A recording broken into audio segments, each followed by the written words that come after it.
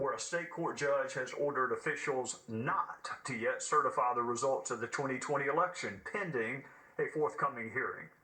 And earlier today in Gettysburg, Pennsylvania, state Senate Republicans held an election hearing, bringing in witnesses who alleged evidence of voter irregularities, ballot counting abnormalities, and alleged election law violations. Here are just a small sample from Rudy Giuliani outlining the evidence. Take a look.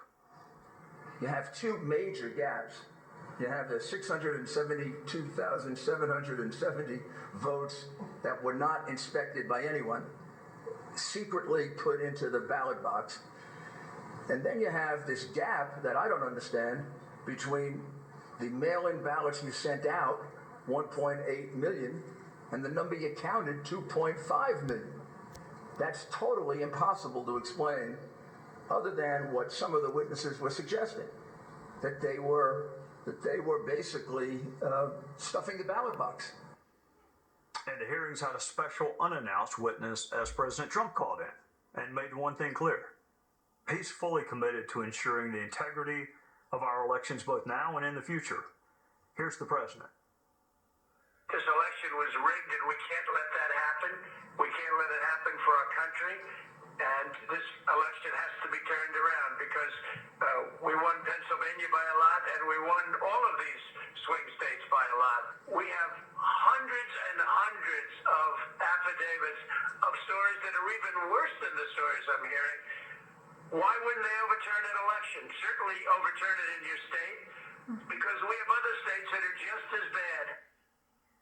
Here with more is our own Rick Leventhal. Rick? And Trey, to be clear, the case Rudy Giuliani is arguing is separate from the case ruled on by an appellate court judge today, halting any further steps to certify election results in Pennsylvania.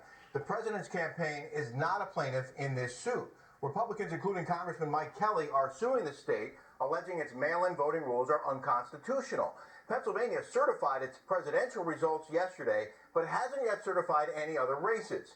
The appeals court's order stops the state from certifying any more votes until an evidentiary hearing can be held, and says it should stop its certification of the presidential contest to the extent that there remains any further action to perfect the certification of the results.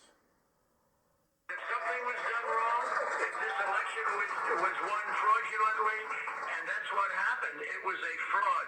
And we're talking about, very importantly, many more ballots, many more votes than the number we need.